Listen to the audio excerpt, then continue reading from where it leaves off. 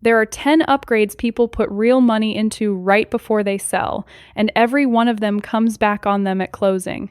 A couple of these you'd expect, a couple you'd never see coming. And number one can stop your sale from closing at all. I'm Sarah. I spent 20 years in title and escrow on the closing side of real estate. I watched what came out of the seller's proceeds on the day the deal actually closed. We're counting down from 10. Stay with me through all of them, because the one that costs people the most isn't the expensive one. Let's get into it. First, the most important sentence in this video. If you're staying in your house, do the project. Do all of them. Build the sunroom, put in the pool, take out the wall. Your house is where your life happens, and it isn't a stock portfolio. Everything I'm about to say applies to one situation only, and that's if you're selling in the next 3 years or so. Number 10, leased solar panels. Let me draw a line right at the top, because this is where people get it wrong. If you own your panels outright, if they're paid off and they're yours, that's a completely different conversation, and they can genuinely help you. That's not what I'm talking about. I'm talking about leases, power purchase agreements, finance systems where the solar company still has a stake in that equipment. Here's what's really happening with those. When you sign, the solar company files what's called a UCC filing to protect its interest in the panels. Sometimes they file it in a way that attaches to the property itself. And here's what nobody tells you at the kitchen table when you're signing. That filing shows up in the title search. Now, I want to be accurate here, because this gets overstated online. That filing is often a lien on the equipment, not a mortgage on your house. Those aren't the same thing. But it matters less than you'd hope, because the buyer's lender sees it, and lenders don't like anything sitting on the file they didn't put there. So it has to get cleared before your closing can happen. 3 ways out. The buyer assumes the agreement, the filing gets released or subordinated, or you pay off the balance. And here's the math. That balance commonly runs $10,000 to $30,000 or more out of your proceeds. In the last 2 weeks, after you've already bought your next house, so go find your solar agreement today. Not the week you list. Call the company and ask 2 questions. What's my payoff? And is a transfer to a buyer subject to their credit approval? Then hand both answers to your agent before the sign goes in the yard. This one is completely survivable if you know the numbers in advance. It's brutal if you find out in escrow. Number 9, a sunroom that isn't heated. This is one of the most common projects people take on before selling, and it's one of the worst returns on the list. A sunroom typically recovers somewhere around half of what it cost you. But here's the part that actually stings, and most homeowners have no idea. You didn't add square footage, not the way you think you did. Appraisers treat a room that isn't heated and cooled year-round very differently from the rest of your house. Depending on how it's built and finished, they may credit it at somewhere between 1/4 and 3/4 of what your normal living space is worth per square foot. Sometimes it sits almost entirely outside your gross living area. So you built 200 square feet. You paid for 200 square feet. And the appraisal gives you the value of maybe 90. Meanwhile, the listing photos look wonderful and buyers love it, which is worth something, just not what it cost. So if you want a sunroom for yourself, build it and enjoy it. If you're building it to add value before a sale, then build it as fully conditioned space that ties into your heating and cooling, or don't build it. The half measure is the expensive version. Number 8, the disappearing bedroom. This is when a bedroom stops being a bedroom. You knock 2 together, you turn one into a closet or an office, or you open it into the primary suite. And I get why people do it. The house usually does work better afterward.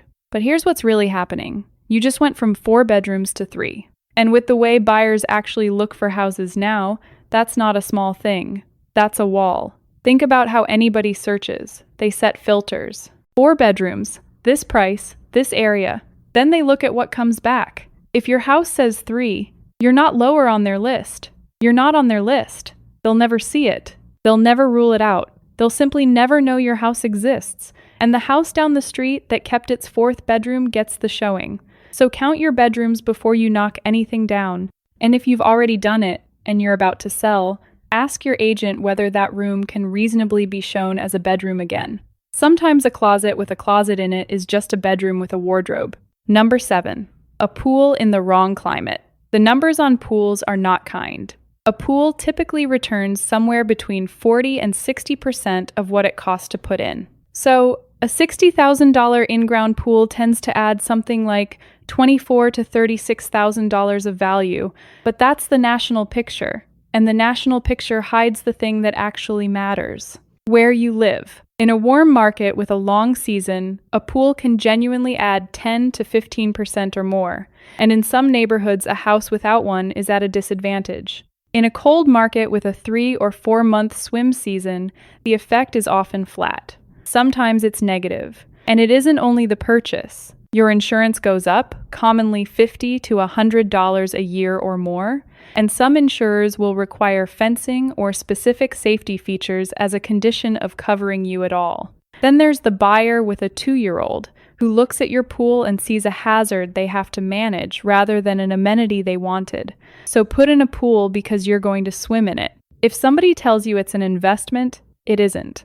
And in a cold climate, it may actively shrink the number of people willing to buy your house. Hey, if you like videos like this, I do this every single week. Subscribe to the channel, and let's get right back into it. We're halfway. You've got solar, the sunroom, the bedroom count, and the pool. The back half is where the really expensive ones live, and the last two are the same mistake at 2 different sizes. Number 6. Open concept taken too far. For about 15 years, the answer to every question was, take out a wall, open it up. And let me be fair here, because a kitchen that opens into a family room is still genuinely popular, and I wouldn't touch it. What's shifted is the extreme version. The whole first floor as one room, ceiling open to the second floor. What people found out after living in it is that it's loud. There's nowhere to put a door. Somebody's on a call, somebody's watching television, a kid's asleep upstairs, and the sound goes everywhere because you removed every surface that used to stop it. And here's what makes this one different from everything else on the list. It's close to one-directional. Taking a wall out is a weekend and a beam. Putting one back is framing, electrical, drywall, flooring, and paint. And if anything mechanical ran through that wall, it's worse. So if the wall's coming out for you, take it out. If it's coming out to help you sell, leave it. And whatever you do, keep one room in the house with a door on it, because that's the room buyers are looking for now. Number 5. The overwired smart home. The high-end automation package. Panels on the wall, speakers in every ceiling, a hub in a closet running the whole house. 2 things go wrong, and only the second one is about money. The first is that you won't get back what you paid because the next owner doesn't value a system they didn't choose and can't operate. The second one lands on my side of the transaction, and it catches people every single time. Things that are installed and attached to your house are generally treated as fixtures, and fixtures are presumed to stay with the house unless your contract says otherwise. Your ceiling speakers are fixtures. That wall panel is a fixture. The buyer walks through, sees all of it, and assumes it conveys. Legally, that's the default. So here's the scene I watch play out. 2 weeks before closing, the seller says they're taking the system. The buyer says it was in the listing photos. And now you've got an argument about a $15,000 system at the worst possible moment, and somebody's giving something up. The fix is easy, and it has to happen early. Decide before you list. If it's staying, say so, and let it add whatever it adds. If it's going with you, take it out before the photos get shot, or have your agent exclude it in writing in the listing and in the contract. Don't leave it to be discovered. Number 4, very high-end landscaping. Mature trees, custom beds, stonework, irrigation, lighting. At the top end, landscaping is one of the weakest returns you can buy. Now, I'll give this one its due, because this part is real. Beautiful landscaping may genuinely help your house sell faster. It makes the photographs better, and it makes people want to come see it. That's worth something. What it doesn't do is come back dollar for dollar, and it doesn't do the other job people expect from it. Landscaping doesn't cover for the inside of the house. A buyer who walks past a gorgeous garden into a kitchen from 1992 doesn't average those 2 things together.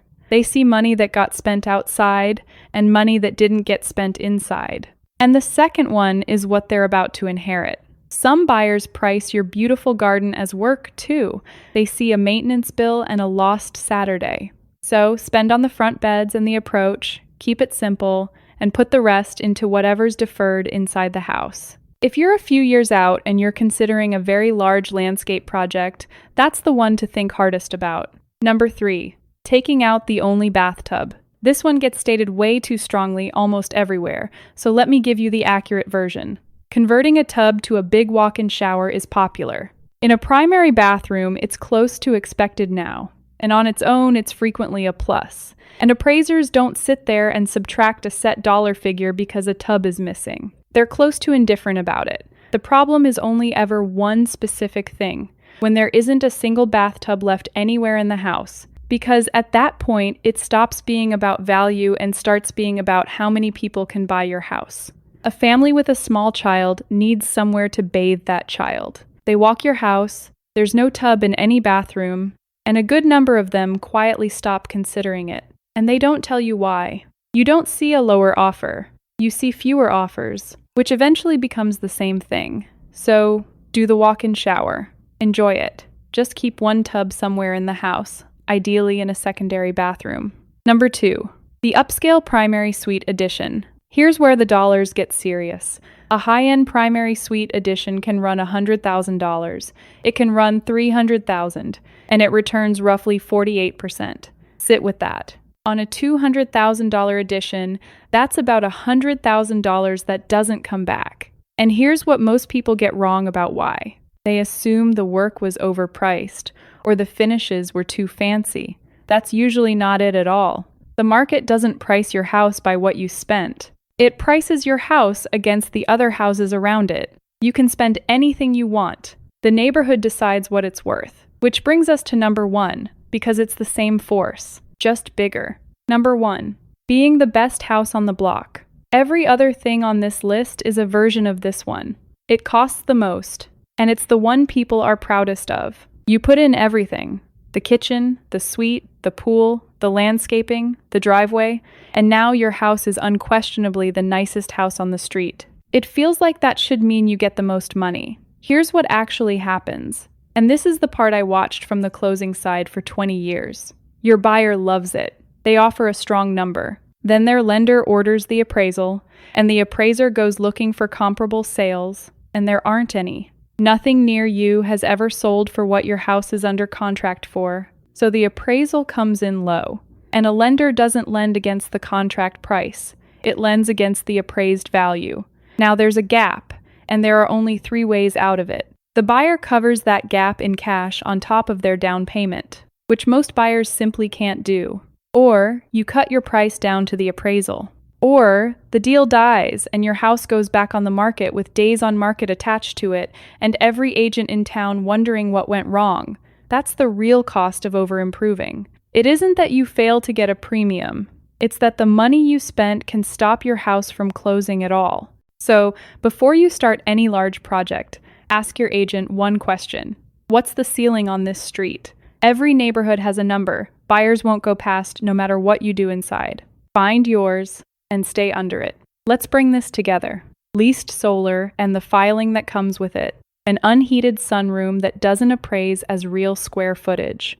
The disappearing bedroom that takes you out of the search results. A pool in a climate that can't use it. Open concept past the point of return. The overwired smart home that turns into a fixture argument. High-end landscaping that can't cover for the inside. The last bathtub in the house. The upscale primary suite that returns about half.